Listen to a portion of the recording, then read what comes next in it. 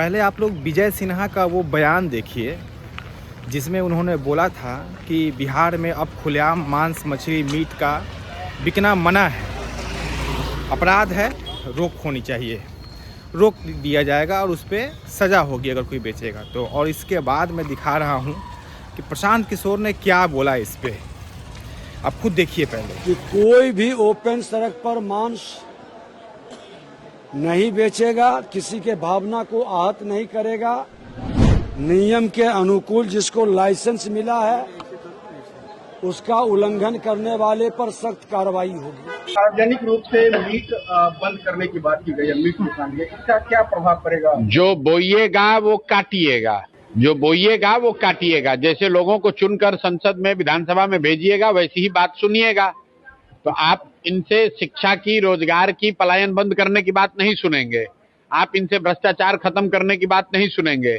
इनसे आप बिहार के नवनिर्माण की, विकास की बात नहीं सुनेंगे। इनसे आप मीट चालू करने और बंद करने की बात सुनेंगे। बस एक आंकड़ा आपको बता देता हूं, देश में मांसाहार वाले लोग, बिहार देश के 5-7 उन राज्यों में है जहां सबसे ज्यादा नॉन वेजिटेरियन हैं। As a proportion to the total population सबसे 80%, करीब 80% लोग यहाँ पर नॉन वेजिटेरियन हैं। तो जो बेच रहा है उसको लाइसेंस मिलना चाहिए, सफाई होनी चाहिए, शुद्धता होनी चाहिए, वहां तो ठीक है।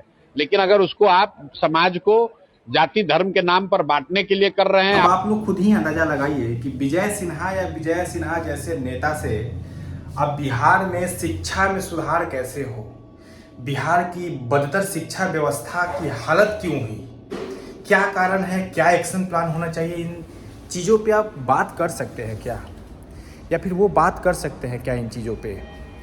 क्या विजय सिन्हा जैसे नेता जो बिहार में हैं, क्या आप उनसे उम्मीद कर सकते हैं कि वो आपको बताएंगे कि बिहार में इंडस्ट्री कैसे लाएंगे, बिहार के इस पिछड़ेपन का कारण क्या है, हमारे पास कौन सी योजनाएं हैं कि आगे आने वाले 10 साल में बिहार जो है वो शिक्षा का गढ़ बन जाए, इंडस्ट्री का गढ़ बन जाए। ऐसी मतलब जटिल समस्याओं पे वो बोल ही नहीं सकते, वो सोच ही नहीं सकते, उनकी सोच ही उतनी डीप नहीं जाएंगी। वो भगवा कैसे पहनना है, आपको खाना क्या है, आपको बोलना क्या है, ये सब चीज़ों पे वो ज्ञान दे सकते हैं। लेकिन जहाँ बिहार की विकास की बात होगी, समस्या की बात होगी, रूट कॉज की बात होगी, एक्शन प्लान की बात होगी, उसकी ग्रोथ रेशियो की बात होगी, तो ये लोग शून्य पड़ जाते हैं। और प्रशांत किशोर कड़ा बोलते हैं लेकिन सही बोलते हैं कि जो बोओगे वही तो काटोगे। आपने क्या बोया है, तो अब आप अच्छे फल की उम्मीद कैसे कर रहे हैं?